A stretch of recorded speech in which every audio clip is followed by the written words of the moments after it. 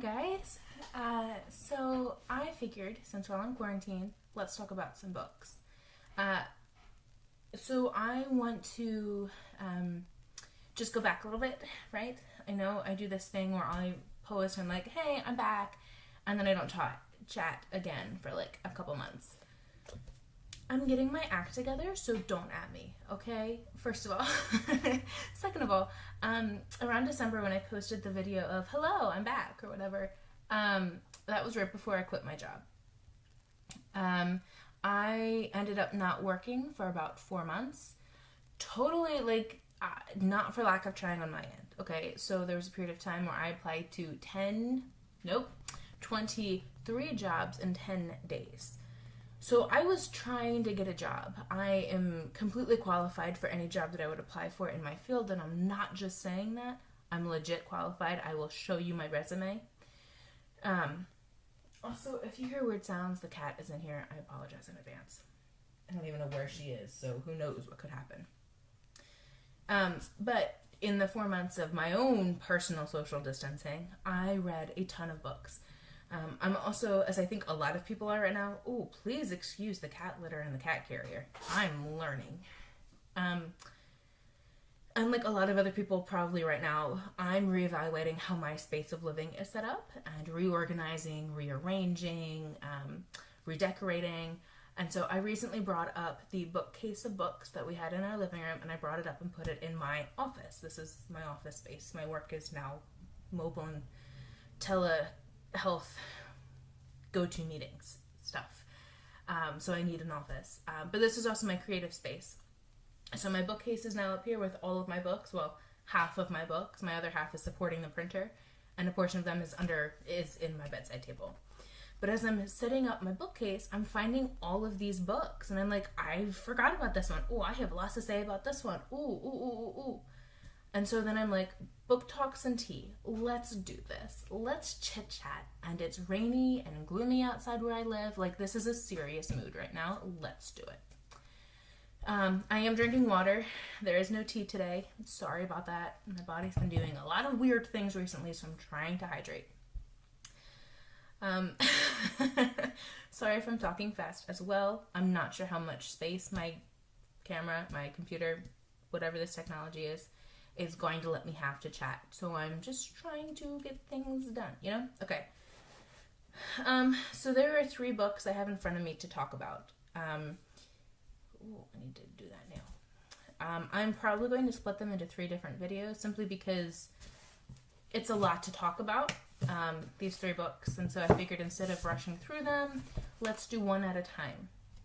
I will be in the same outfit, same lipstick, same situation, unless my husband comes home in the middle of one of the videos, and then everything gets pushed off again for a few more months. I don't know. So, anyway. Cat, where are you? I don't know. So, I have a playlist of book talks and tea already. Hey. I don't know. I'll let you know if the house catches fire. I'm eclectic, right? So I think I did the From Here to Eternity by Caitlin Doughty. I did a book talk and tea on that one. I did one on, what was that one called? The Wonder of All Things, I think I did. It's not. I did one on Victor Hugo, on Les Miserables. So I'm very eclectic. I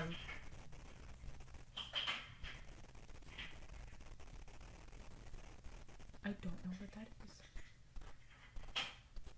Sorry.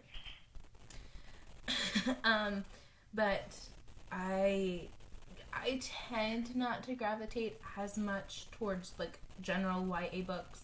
For example, I've never read The Hunger Games. I've never read the Beauty series, or whatever that's called, the Beautiful People series.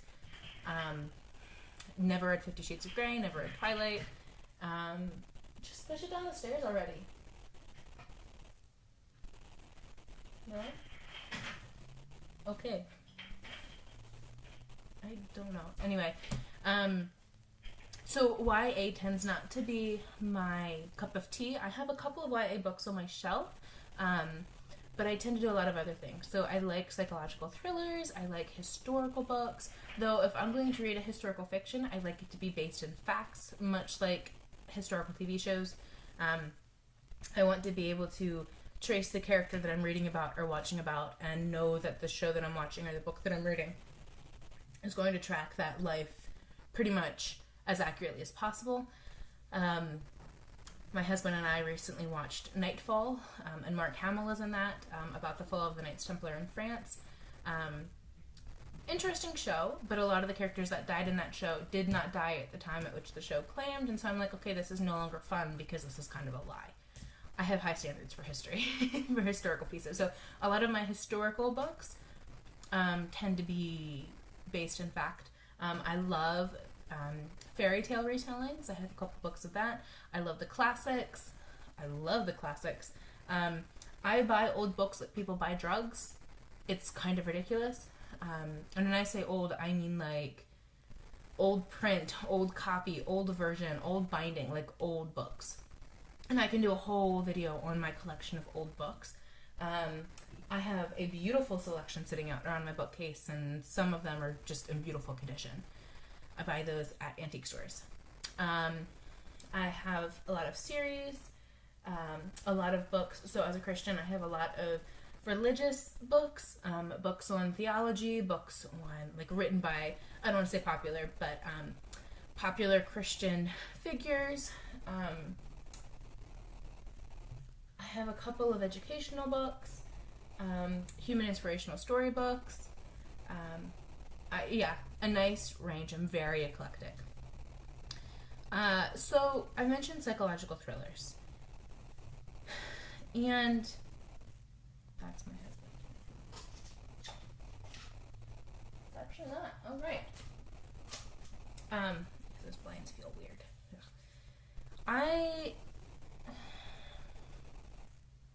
So sometimes I get in the mood for psychological thrillers. I don't always like scary books. I like eerie. So I have The Woman in Black, which is a beautiful eerie story. I love the movie when I need a good ghost story. And the book is perfectly done to evoke eeriness. I also have The Dark Descent of Elizabeth Frankenstein, which I started, haven't finished yet, because at the time that I was reading it, the only time that I was able to read it was at night, and I decided that was not a good idea. And it was right before the wedding, too, so I needed sleep. And I have The Murderer's Maid, which I read in Iceland, which was perfectly atmospheric for that book. And that book is really good if you're looking for an eerie, historical book. Also a lot of conspiracy theories in that book, too, which is really fun to just think over and look at all the facts and to do things like that. So when I get in the mood for a thriller, specifically a psychological thriller, I tend to not have criteria. I just want it to be fun. I want it to be intense. And I guess I'm learning that psychological thrillers also mess me up mentally. So the books I want to talk about are books that I'm giving away. And I tend to not to give books away because each book kind of marks a very particular point in my life when I've read them. So, for example, looking at my bookcase, I can see books on here that I've read in very particular periods of my life, and so giving them away is like giving away that part of when I read that book, if that makes any sense. But I also am of the mindset that if a book impacted me in a very negative way, then it's okay to get it out of my space. It's okay to say goodbye, pass it on, and be done. And there should be no shame in that. So I have 3 books, but we're just going to right now focus on The Couple Next Door by Sherry Lupina. So this is a psychological thriller. Let me read the back for you so you kind of have an idea of what I'm talking about. So Anne and Marco Conti seem to have it all: a loving relationship, a wonderful home, and their beautiful baby Cora. But one night when they are at a dinner party next door, a terrible crime is committed. Suspicion immediately falls on the parents, but the truth is much more complicated. What follows is the nerve-wracking unraveling of a family. Detective Rashbach knows that the panicked couple is hiding something inside the curtained house. Anna and Marco both soon discover that the other is keeping secrets that they've been keeping for years. The shocking truth will leave you breathless. So, like, that sounds like fun, like a really fun exploration of family secrets. And I kind of like books like that kind of do a really in-depth dive at the unraveling. Oh, my rings are pretty. Hello. An unraveling of family secrets and examining people in a family. And so I thought this would be really fun. And it sounds like just cream of the crop, top of the line psychological thriller, like a really good, fun mystery thriller thing. Now, I've read this book a couple years ago. So I can't say that I remember all of the details. I don't particularly remember liking any of the characters, though I remember feeling empathy and or sympathy for Marco. So the husband, the father, whatever you want to call him. And a little bit of sympathy and empathy for Anne. But I don't remember explicitly liking any of the characters. Obviously, when there's a crime and you're learning the information, you don't want the parents to be the one to blame. Like, you don't want that, but also it makes for really good stories. There's a lot of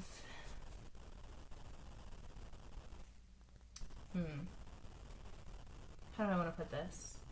It's really short. It's a really short book, right? So, really short. A total of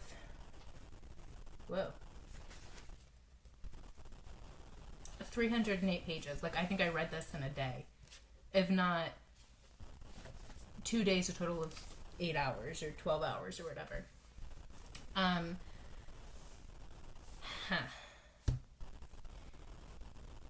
The ending of the book catches you by surprise. And in that end regard, I liked it. I liked that the ending was something unexpected. I liked that it kind of put a pit in my stomach, that I didn't like how it ended because it didn't tie up nicely. But at the same time, I appreciate it because I think that shows the mark of a good author. You could also kind of say, well, is it really necessary to make an ending like that? But I think also, to an extent, yes. The ending kind of ties up loose ends. But I will say that it's kind of leading up to that point, the information that would get you there feels brushed over. It doesn't... because the situation leading to the end, that would get you the information to understand what happened at the end of the book. It feels kind of, I don't want to say slapped together, but it feels for shock value, I think. I mean, it's done well, but it's shock value-y, if that makes any sense. I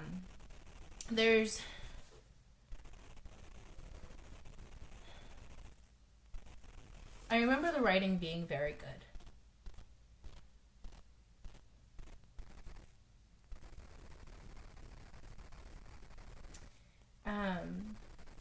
I remember the writing just being... It made the story flow really easy. There was no point where I'm like, okay, it feels dry or it feels superfluous. Like, it was clean-cut storytelling. What is on this book? I'll have to look at that. The character arcs were really profound. So I have a psych degree. I do not have a creative writing degree, but I'm going to talk about this book as a reader would, and I appreciate the fact that the character arcs, you see significant development of the characters throughout the book. So they're not placid, they're not stagnant. Like, there's a serious growth of the characters in this story.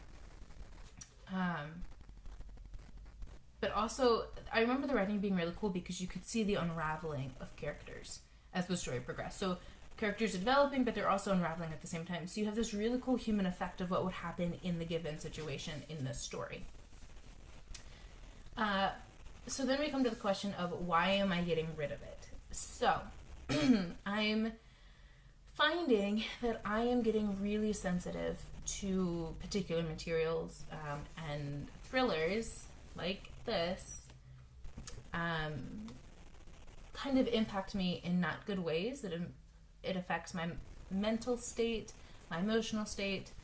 It kind of takes over for a little bit. So an example of this, I watched the Netflix documentary of the Trials of Gabriel Iglesias. Nope, Fernandez. Gabriel Iglesias. Yep, nope. Trials of Gabriel Fernandez. Wow.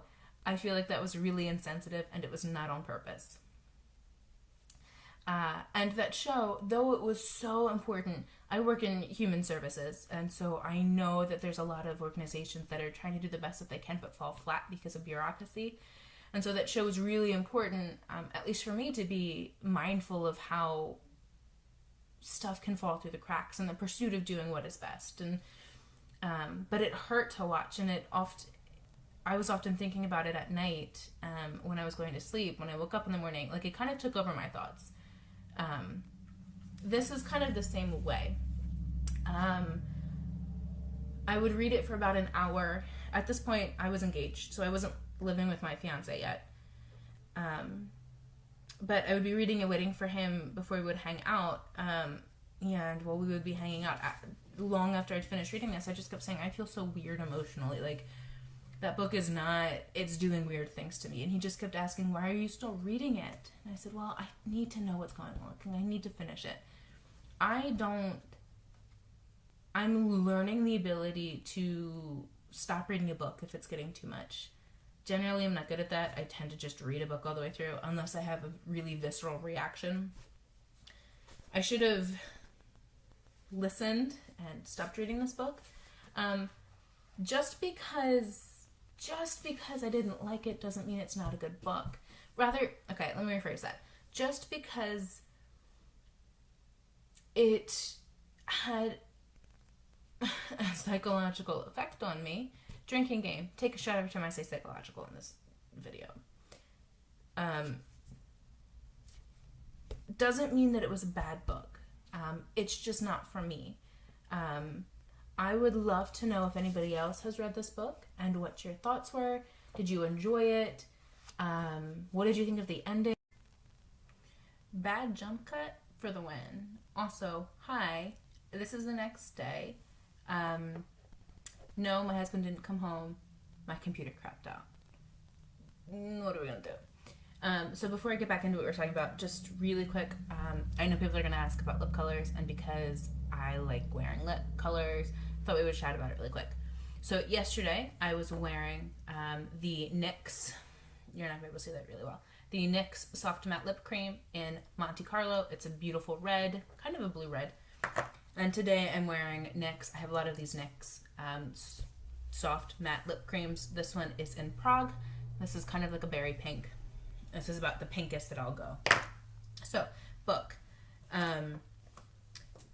So we were talking about the couple next door. And really pretty much we were finishing the video anyway. But yeah, I would love to know what you guys thought of this book. I do have to say, and I was thinking about this today, that's kind of how I want to finish it. The writing is fast-paced. It's pretty much hitting the ground running from the very first page. Everything, it's really intense. And in that regard, the statement at the end of it will leave you breathless is very true.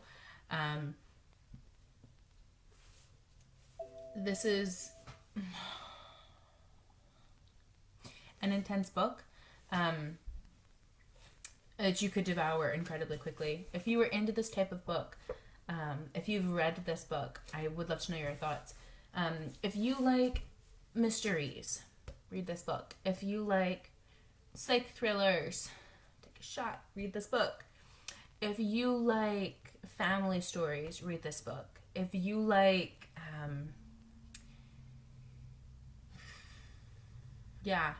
detective stories, I mean, that's the same thing as a mystery.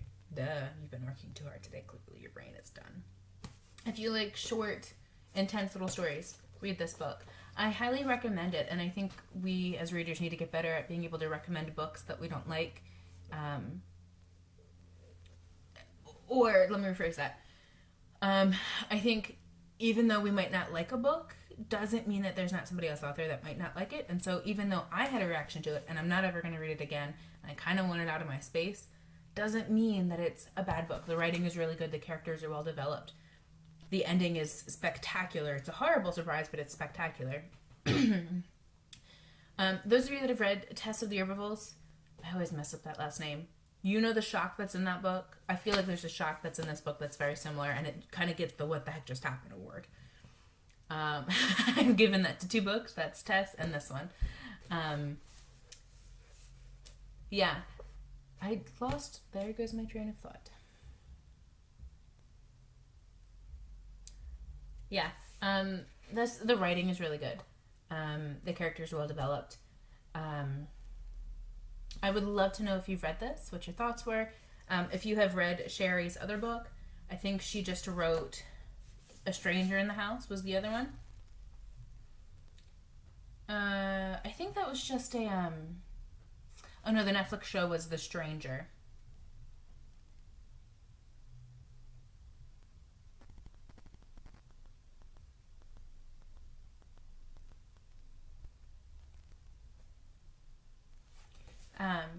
She writes her second book, A Stranger in the House, sounds like another thriller to the psych degree. So yeah, it seems like that's her style, and which is totally cool. It's just no longer for me. So I'd love to know your thoughts for the 15th time. And if you would recommend this book to anybody if you read it. So yeah, thanks for hanging out. We're going to talk about some more books here in a second. Literally not going to change, and we're going to go at this, right? Okay, cool. Peace out, guys. Thanks for listening. Follow my blog. It'll be down below. Instagram is down below. Poshmark is down below. Check me out in those places. My ASMR channel will be down below. So yeah, let's hang out and get to know each other, and let's talk about some more books and have fun, right? All right. I'm game. So see you in the next one.